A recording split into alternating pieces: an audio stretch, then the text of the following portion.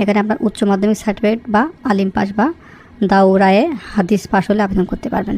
এই সবগুলো কিন্তু আপনারা যারা দাউরায়ে হাদিস পাস করেছেন সকলে আবেদন করতে পারবেন। তারপরে স্যানিটারি ইন্সপেক্টর নেবে 1 পদে, তারপরে কম্পাউন্ডার নেবে 1 জন, বেজম্যান নেবে 2 জন, মেকানিক কাম স্টিচিং কাম এখানে অপারেটর 1 পদে আবেদন করতে পারবেন।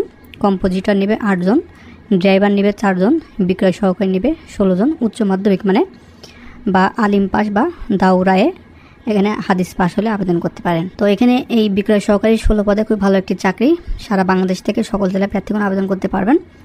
স্টোর কিপার নেবে 3 পদে, সিকিউরিটি সুপারভাইজার নেবে 1 জন, তারপরে ব্লক মেকার নেবে 1 জন, লেদ মেকানিক নেবে 1 জন, মজ্জিন নেবে 1 জন, তারপরে ল্যাবরেটরি টেকনিশিয়ান নেবে 5 পদে, মনোকাস্টার নেবে 1 জন, তারপরে মেশিনম্যান নেবে 5 পদে, অপারেটর নেবে 2 জন, প্রশিক্ষণ সহকারী নেবে 6 জন, কেয়ারটেকার নেবে 2 জন, হিসাব রক্ষক নেবে 32 জন। আপনার বাণিজ্য থেকে স্নাতক ডিগ্রি থাকতে হবে এখানে, ঠিক আছে।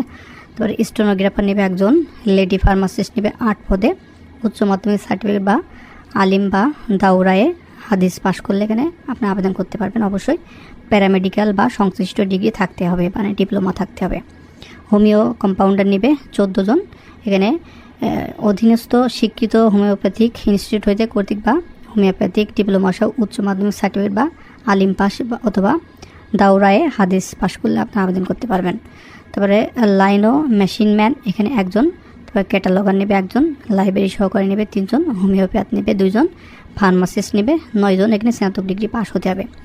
এটা কিন্তু সম্পূর্ণ সরকারি নিয়োগ বিজ্ঞপ্তি, ইসলামিক ফাউন্ডেশন ধর্ম বিষয়ক মন্ত্রণালয়ের আওতায়। আর এখানে সর্বমোট 363 পদে আবেদন করতে পারবেন।